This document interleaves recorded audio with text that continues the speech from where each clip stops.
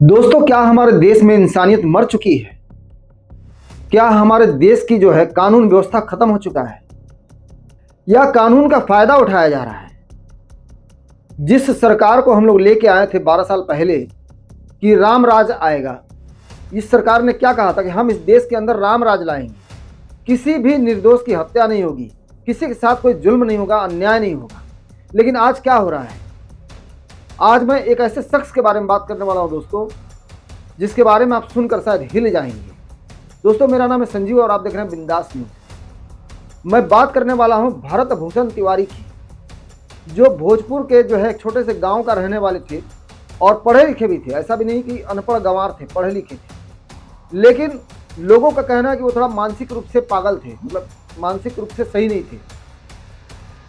लेकिन एक मानसिक रूप से अगर देखा जाए, अगर दिमाग से अगर कोई कमजोर है और वो जो है एक भलाई की बात कर रहा है, अपने इलाके की जो समस्याएं हैं उसको उठा रहा है। एक्चुअली होता क्या है कि उनके जो गांव है ना, जहाँ पे उनका गांव है, वहाँ पे जो है जो नदी जाती है उससे जो है मिट्टी का कटान हो रहा है। और इसके लिए जो है वो कई बार जो है डीएम को कई जगह पे जो है उसका एप्लीकेशन दिया था, लेकिन उस पर कोई सुनवाई नहीं हो रही थी।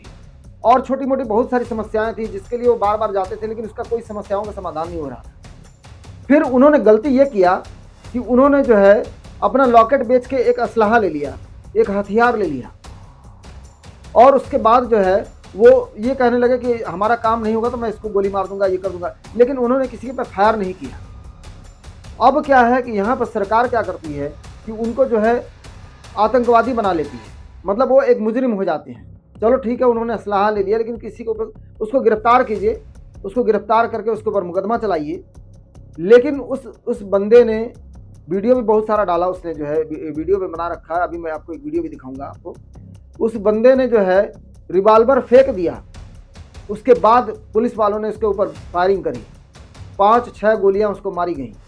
उसके परिजनों में क्या हाल है, उसकी मम्मी है, जो उनके बहन है, उनके परिवार में क्या दशा है कि एक जवान लड़का मारा गया। चाहते तो ये पुलिस वाले गिरफ्तार भी कर सकते थे, क्योंकि वो अकेले थे। ऐसा नहीं है कि उनके साथ 10-12 लोग थे, या सारे लोग स्टेन गन ले रखे हों, या इनके पास स्टेन गन हो, या AK-56 AK-47 है, या कोई गोला बारूद है।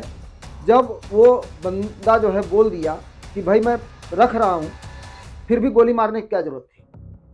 ये बहुत बड़ा सवाल है।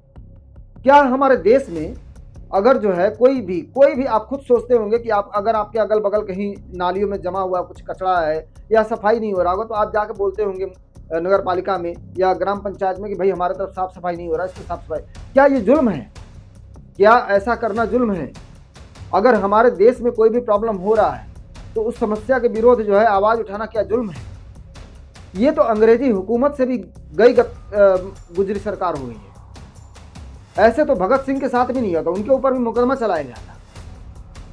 लेकिन इस बेचारे भरत तिवारी को जो है निहत्थे, अगर कहा जाए तो निहत्थे भरत तिवारी को मार दिया गया। ये बहुत बड़ी गलत बात है। दोस्तों, पहले ये वीडियो देखिए, भरत तिवारी का वीडियो देखिए। देशवासियों, मेरे साथियों, अब मेरा अपने देश पर हर कुछ कुर्बान करने का समय आ गया है, और ये मेरे लिए काफी सौभाग्य की बात है। इन लोगों को तो ऐसा समय आने ही नहीं देना चाहिए था, लेकिन कोई बात नहीं। मैं एक धन्यवाद जरूर कहूंगा सीएम को, और जो भी ऐसे लोग हों। ये मेरी जो देशभक्ति थी, या मैं देश के लिए जो करना चाहता था, इससे ज्यादा कुछ करना चाहता था। मैं तो और किसी का शिकार करना चाहता था, देश के दुश्मनों को। लेकिन ये लोग एक तरह के देश के दुश्मन ही हुए, जो देश को आगे बढ़ने से रोकते हैं। वो भी एक प्रकार का दुश्मन ही है। जब हमारा देश गुलाम था अंग्रेजों से, आतताइयों से, मुगलों से, तो उस समय भी बहुत सारे लोगों को पता ही ना था कि मैं गुलाम भी हूँ। उनके बाबा भी गुलाम, उनके दादा भी गुलाम, उनके परदादा भी गुलाम, वो भी गुलाम, उनके बच्चे भी गुलाम, उनके आने वाली पीढ़ियां भी गुलाम। तो उनके मानसिकता में ये बैठ गई कि जीवन ऐसे ही चलती है। वो इस चीज को स्वीकार कर लिए थे। तो उसी समय कोई ऐसा लोग हुए कि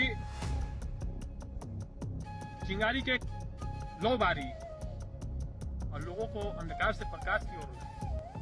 तो वो समय आ गया है अपने देश में, अपने राज्य में, अपने समाज में कि वो समय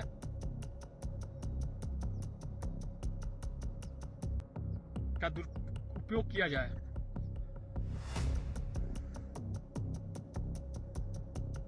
मेरा देश महान है, हमेशा महान रहेगा। मेरे इस देश पर हमारी 100 जन्म कुर्बान, हजारों जन्म कुर्बान, सब कुछ कुर्बान। तो आप लोगों ने देखा कि ये जो बात कर रहे हैं, जो इन्होंने बोला है, इसमें कहीं से भी कोई ऐसा, इनके बातों से ऐसा लग रहा है कि ये कोई गुंडा हैं, मवाली हैं, या किसी से जबरन वसूली कर रहे हैं, या किसी का अपहरण कर लिए। अगर देखा जाए तो इस देश के जेलों में जो है, तिहाड़ में, चाहे बहुत सारे ऐसे जेलों में ऐसे ऐसे मुजरिम बंद हैं जिन्होंने हत्या किया है, रेप किया है, ऐसे ऐसे नरसंहार किया है, लेकिन वो जिंदा हैं, आज जेल में हैं।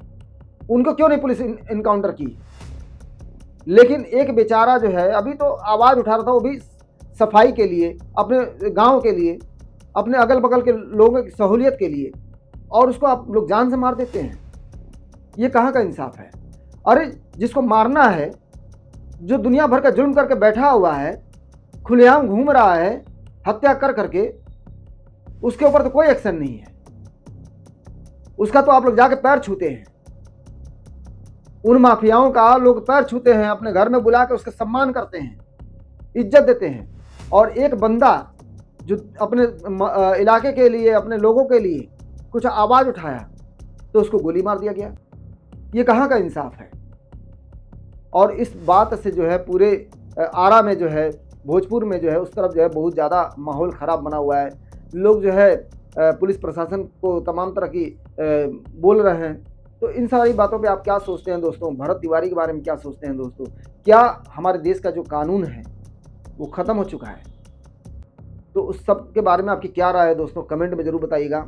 और मेरे हिसाब से, मैं जहाँ तक मानता हूँ, उस लड़के में कोई भी गलती नहीं थी।